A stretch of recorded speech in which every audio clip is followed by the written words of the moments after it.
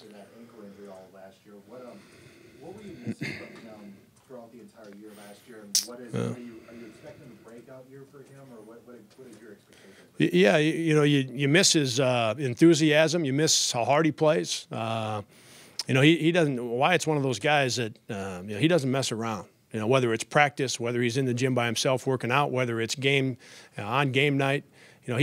There isn't any part of him that lack of a better term, he's not messing around. He's here to get a job done, and you miss that, with your team. And last year we had a number of first-year guys on our roster, and when Wyatt got hurt and you take him out of that forces a couple of those first-year guys into more action, and so it's great to have him back on the practice floor because of what I mentioned, how hard he plays, and the fact that when he comes to work, and that's been really good for everybody.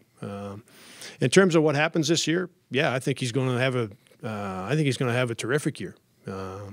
He doesn't pass up any opportunities to get his work in and get better, and he's practiced well, so I expect that he'll have a big year. There were points last year where Bennett looked like one of the dominant players in this league, and then other times you would have foul trouble and kind of disagree. Right. What have you really honed in on stressing to him so that consistent leader, that consistent?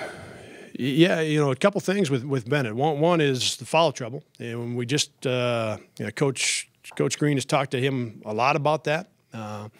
I just talked to him about it again last week, watching some practice and watching some film, that if he would increase his effort defensively, he wouldn't have to foul. And so the two go hand in hand. And he's had a couple of really good days where he hasn't fouled as much because, as a fifth-year senior and as one of our two best players, we need him on the floor. And he understands that part of it. How you get to it is by putting in more effort. He's practiced well. His last three practices, he's shooting just under 73% from the field. He's taken the most shots in the group. For the most part, he's led us in rebounding over the 11 practices. So he's practicing at a high level.